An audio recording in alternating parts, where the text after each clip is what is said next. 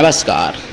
जया तंत्र मंत्र केंद्र में मैं आप सबका हार्दिक स्वागत एवं अभिनंदन करता हूं। मेरे प्रिय भाई बहनों, आज मैं आपको प्रत्यक्षीकरण पद्मावती माता की साधना बताने जा रहा हूं। 21 दिन के अंदर प्रत्यक्षीकरण होता, इसमें आपको पूरा वीडियो देखना पड़ेगा। यदि आपने हमारा चैनल अभी तक सब्सक्राइब नहीं किया है तो लाल वाली बटन दबाओ और घंटी बजा दो। कोई शुल्क एवं चार्ज नहीं कटेगा। आप हमारे वीडियो को फेसबुक पर, व्हाट्सएप पर, ट्विटर अकाउंट के माध्यम से और इंस्टाग्राम पर अधिक से अधिक शेयर करें। लाइक और कमेंट करना भी आपका धर्म है। दुनिया में जिसका कोई नहीं, मैं उसका हूँ। यदि आपको अपनों ने धोखा दिया है अथवा आपको परायों ने धोखा दिया है तो आप एक बार मुझे अवश्य आजमाएं। हमारा मोबाइल नंबर है 9305 63 71 73। हमसे बात करने का टाइम भारतीय टाइम के अनुसार दिन में दोपहर 12 बजे से 2 बजे के बीच का है। यदि आप सच्चा, पवित्र, निस्वार्थ दिव्य प्रेम पाना चाहते हैं अथवा देना चाहते हैं तो आपका स्थान मेरे लिए मेरे प्राणों से भी करोड़ों गुना ऊपर है। मैं राष्ट्रीय अध्यक्ष कृष्णा दल एवं महामंडलेश्वर आप सबसे निवेदन करता हूं, यदि आप मानवतावादी हैं अथवा आप सनातनी हैं तो मुझसे जरूर जोड़ें। यदि आप में योग्यता हुई तो मैं आपको पदाधिकारी भी बनाऊंगा अपने संगठन कृष्णा दल में। ये कृष्णा दल हमारा आपका सबका एक परिवार है। देश विदेश में, विश्व के किसी भी कोने में रहते हैं, किसी भी जाति धर्म से हैं, कोई दिक्कत नहीं। आप हमारे दिए ज्ञान से भरपूर लाभ उठा सकते हैं। मेरे प्रिय भाई बहनों, आज मैं आपको प्रत्यक्षीकरण पद्मावती माता की साधना बताऊंगा, जो 15 से 18 दिन के अंदर प्रत्यक्षीकरण हो जाती हैं, लेकिन मैं 21 दिन की कह रहा हूं मेरे प्रिय भाई बहनों। लेकिन उससे पहले मैं कुछ आपको जरूरी बातें बताना चाहता हूं। मैंने 3-4 दिन पहले मैंने 3-4 दिन के अंदर ही मैंने सुना है, लगभग सुदर्शन चैनल पर, कहीं मुजफ्फरनगर में तो कहीं सहारनपुर में, कहीं बुलंदशहर में, कहीं 41 मुकदमा मुसलमानों के ऊपर, कहीं 16 मुकदमा, कहीं कितने मुकदमा ऐसे लोग पकड़े जा रहे हैं योगी की सरकार में। बहुत अच्छी बात है, धन्यवाद है योगी महाराज जी को।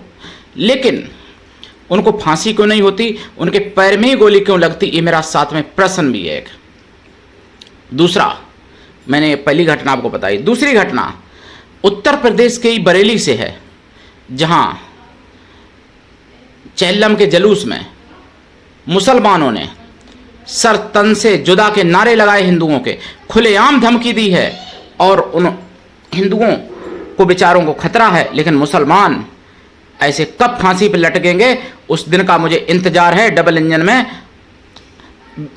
चाहते तो हैं हम, लेकिन ऐसी उम्मीद पता नहीं हो पाएगा कि नहीं हो पाएगा। उम्मीद तो नहीं कर सकते मैं। और पार्टियां तो कोई कर ही नहीं सकती हैं जितनी अभी हैं डबल इंजन को छोड़ के। मेरे प्रिय भाई बहनों, ये बरेली की घटना। और दूसरी बात, मैंने आपको 2 घटनाएं बताई। बुलंदशहर में जो मैंने बताया, वहां ऐसा व्यक्ति पकड़े गए, ऐसे व्यक्ति पकड़े गए, मैंने सुदर्शन चैनल पर सुना है 19 अगस्त को, जो हिंदुओं का ही केवल फोन चुराते थे, थप्पड़ मारते थे, बात करते और फोन चुराते थे। हिंदुओं का ही थे, मुसलमान वो पकड़े गए। अब मैं आपको एक घटना बताता हूं नागपुर की। ये मैंने 20 अगस्त को सुना है सुदर्शन चैनल पर। नागपुर में एक ऐसा स्कूल जो 4 साल से जिसमें तिरंगा नहीं फहरा, जिसमें कोई महापुरुषों की फोटो नहीं, जिसमें चूड़ी पहनना, कलावा लगाना, कलावा बांधना, तिलक लगाना एकदम मना है, जुर्म है। ऐसा स्कूल। आप बच्चों को अपने पढ़ाते हो ना, सरकारी स्कूल में नहीं पढ़ा के वैसे गवर्नमेंट वाले नहीं, वैसे इंग्लिश में घुसेड़ दो तो तुमको ही भुला देंगे बच्चों से वो स्कूल वाले। कई स्कूलों की आज मैं पोल पट्टी बताने जा रहा हूं आपको। ये तो नागपुर की है। तो फिर बजरंग दल के और वैसे लोग, जो विश्व हिंदू परिषद जैसे लोग यानी पहुंचे, भारतीय जनता पार्टी के भी लोग पहुंचे, जांच हुई। बच्चों से खुद कहा गया कि अपने हाथ से तिलक मिटाओ अगर तिलक लगा के आए तो। कोई माला नहीं तुलसी की पहन सकते गले में, कोई कलाबार अच्छा बांध नहीं सकते। ईसाई स्कूल था। प्रार्थना भी नहीं वहाँ पर हिंदू वाली, केवल ईसाई वाली जो प्रेयर होती है वो जीसस की, और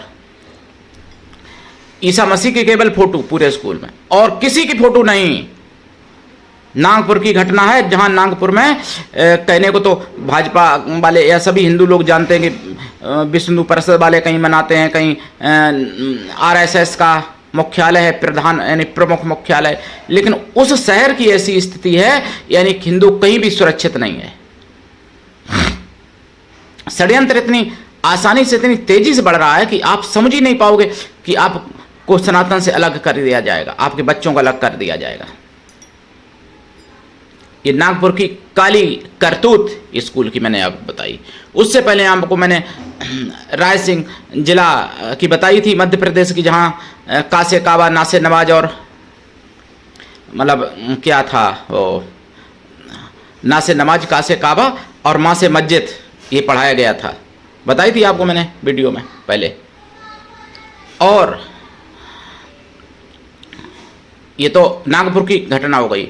कर्णावती, जिसे लोग अहमदाबाद कहते हैं, कर्णावती में एक 8 साल के सपोले ने, कटमुल्ले ने, मतलब कटमुल्ला कहें या कटमुल्ला का बच्चा कहें, मैं क्या कहें मुझे पता नहीं अभी, उस सपोले ने, 8 साल के सपोले ने, मतलब 8 कक्षा में पढ़ने वाले सपोले ने, 8 साल के नहीं, 8 कक्षा में पढ़ने वाले सपोले ने, कक्षा 10वीं के सिंधी परिवार के हिंदू के चाकुओं से उसको मार डाला बेचारे को कर्णावती में। सिंधी समुदाय के लोग जो सिख समुदाय सिख धर्म को मानते हैं, सिख पंथ को, मतलब धर्म तो सनातन ही, उनका भी विचारों कोई अलग नहीं, हमारे भाई बहन हैं सिंधी लोग।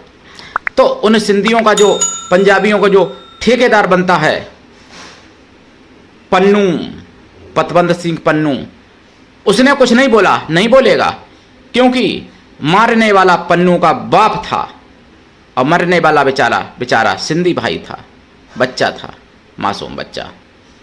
इसलिए उस आतंकवादी के मुंह से कुछ नहीं निकला।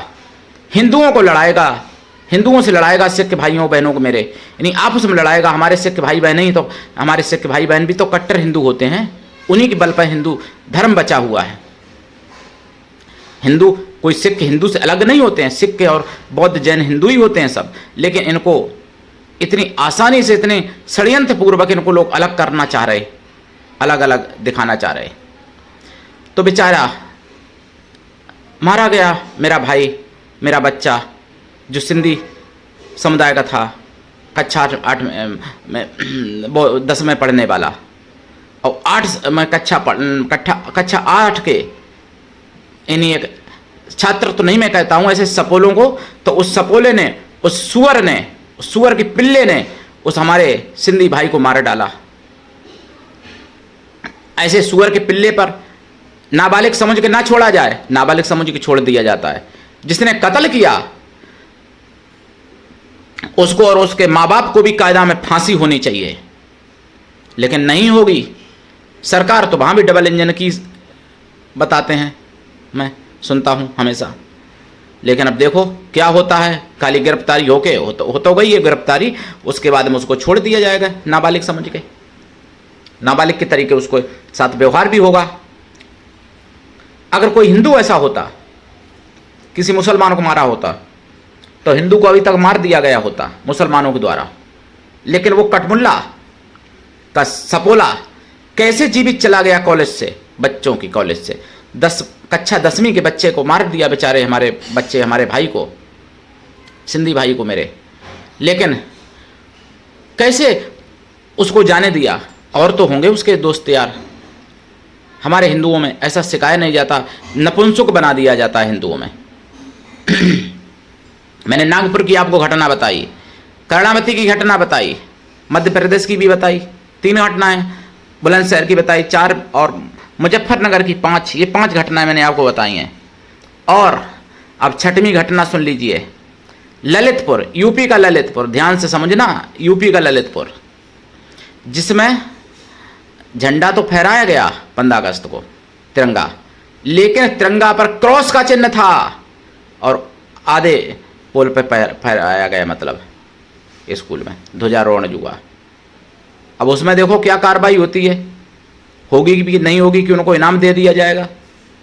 भाई उनका झंडा सबसे निराला था ना, तो शायद इनाम दे दिया जाए, क्या पता। या फिर कार्रवाई होगी तो बहुत बहुत धन्यवाद, लेकिन कार्रवाई कितनी कार्रवाई होगी? बस थोड़ी गिरफ्तारी होगी, बस इतना ही तो होगा। ऐसे लोगों को फांसी दो, धर्मांतरण करने वालों को गोली मारो, सालों को। मैं तो ये कहता हूं केवल गिरफ्तारी पर्याप्त नहीं है। मेरे प्रिय भाई बहनों, ये सब समझना पड़ेगा, हिंदुओं को जागना पड़ेगा। ये परिणाम केवल इसलिए है कि आप लोग जागे नहीं हो, इसीलिए कहीं सर तन से जुदा के नारे लगते हैं। मैंने सुना है सुदर्शन चैनल पर मैहर में शिवनारायण तिवारी जी की हत्या कर दी गई मुसलमानों के द्वारा। उसमें एक मुसलमान मतलब गिरफ्तार हुआ, 18 मुसलमान अभी तक फरार। 1.25 महीना हो गया।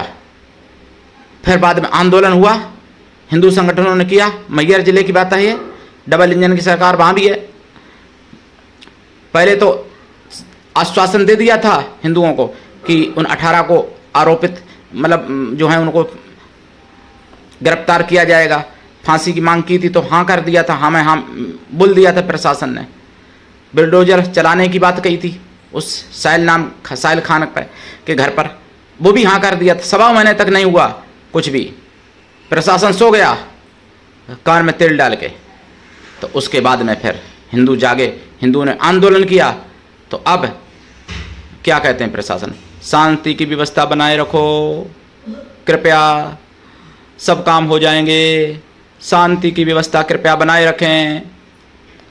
जब हिंदू जागता है तो उनको शांति की व्यवस्था कृपया बनाए रखें, तो भैया हिंदू भी बेचारा शांत हो जाता है। लेकिन कब तक शांत होगे तुम? तुम्हारे घर में तुमको मार दिया जाएगा, तुम्हारी माँ बहन बेटी पत्नी, और इनका सबका बलात्कार जब करेंगे जिहादी आके तुम्हारे घर में, तुम्हारी आंखों के सामने तुमको बांध के तुम्हारे घर में, तब क्या करोगे? जैसे बांग्लादेश में हुआ था। इसलिए अभी जाग जाओ, अभी समय है। मेरे प्रिय भाई बहनों, मैं इतनी आपको घटना बता चुका, अभी साधना भी बताऊंगा, मंत्र भी बताऊंगा, पूरा विधि विधान बताऊंगा। लेकिन उससे पहले मेरा निवेदन है कि आप जाग जाइए, दूसरों को भी जगाइए। आप सबका चैनल, इसलिए अपना चैनल समझ इसको आगे बढ़ाइए।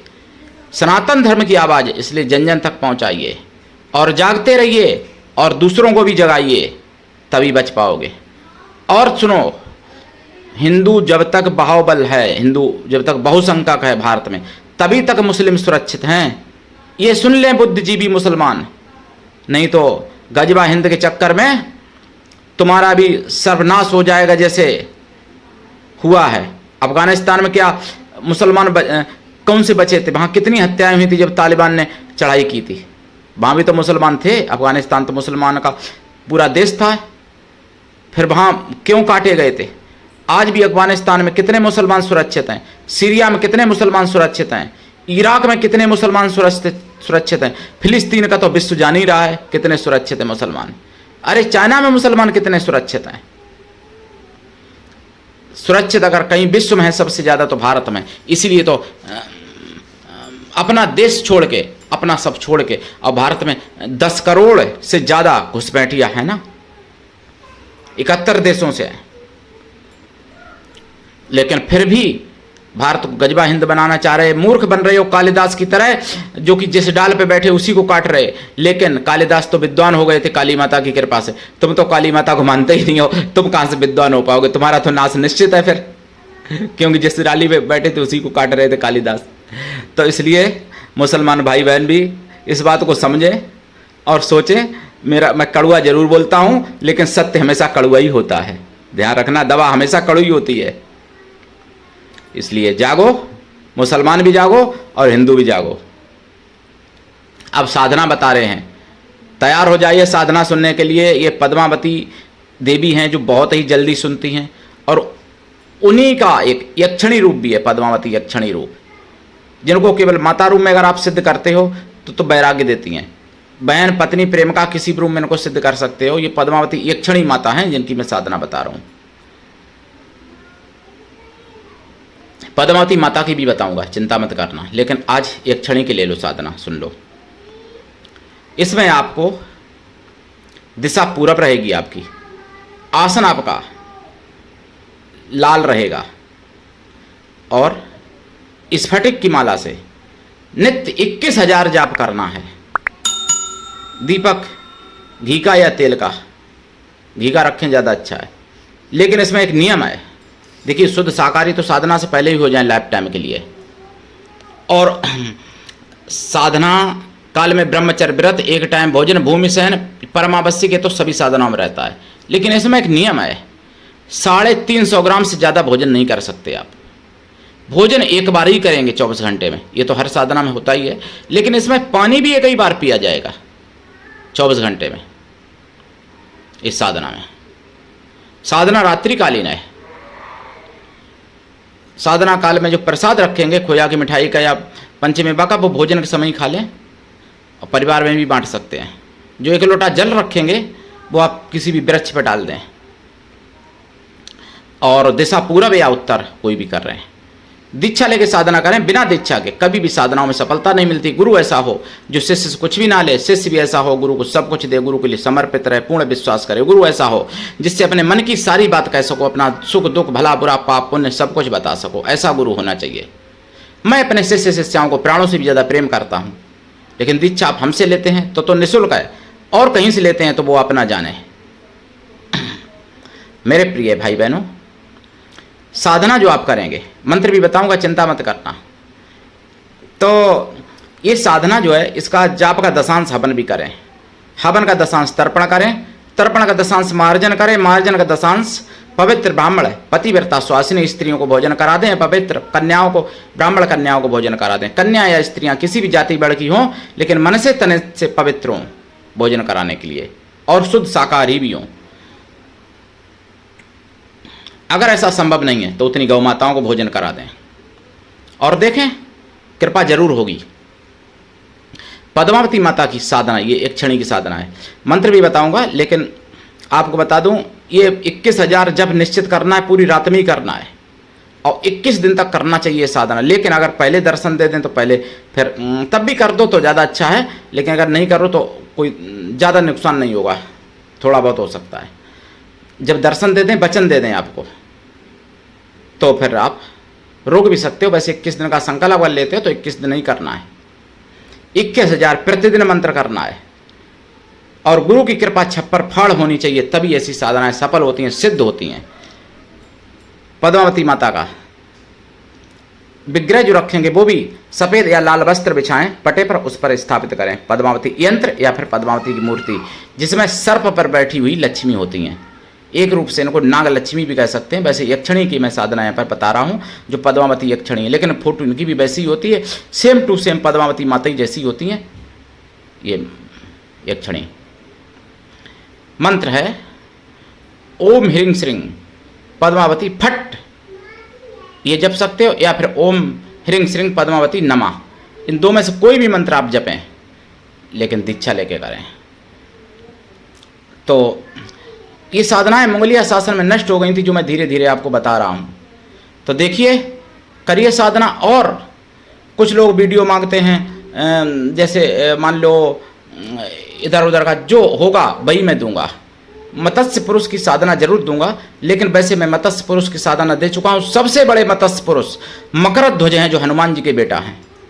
सबसे बड़े मत्स्य पुरुष तो वही हैं जिनकी मैं साधना दे चुका हूँ। लेकिन और भी मत्स्य पुरुषों की मैं साधना दूंगा, चिंता मत करो मेरे भाई। सत्य परिचय नाम से जिनकी आईडी है, और मोहम्मद अब्दुल भी, चिंता ना करें।